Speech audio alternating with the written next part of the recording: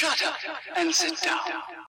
चलिए आइए अब हम लोग पढ़ते हैं 21.11 constitutional reforms and the Congress participation in legislature.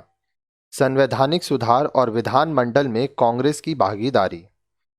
In 1935 was passed the Government of India Act that extended some concessions to the nationalist movement by introducing more autonomy to the elected members in the legislature of the province. This act also extended the voting rights to a greater percentage of the Indian people.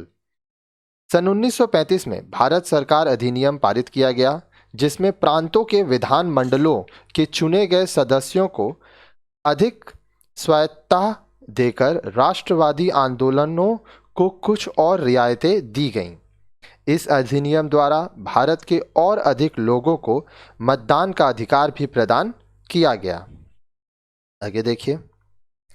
The British, after introducing the 1935 Act, announced the holding of elections to the provincial legislature in early 1937.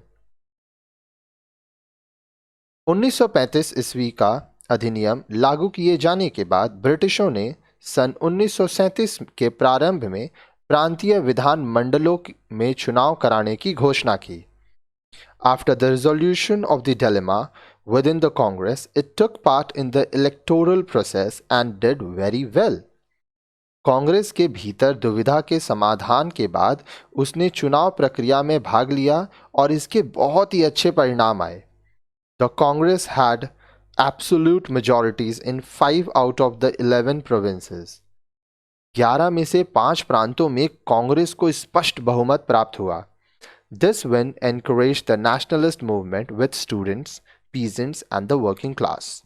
इस जीत ने स्वतंत्रता आंदोलन से जुड़े विद्यार्थियों, किसानों और कामगार वर्गों को अत्यंत प्रोत्साहित किया।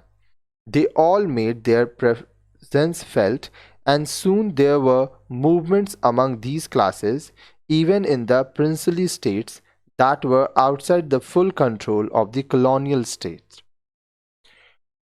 उन सभी ने अपनी उपस्थिति दर्ज कराई और सभी वर्गों में, यहाँ तक कि राजसी राज्यों में भी, जो कि औपनिवेशिक राज्यों के पूर्ण नियंत्रण से बाहर थे, आंदोलन शुरू हो गए।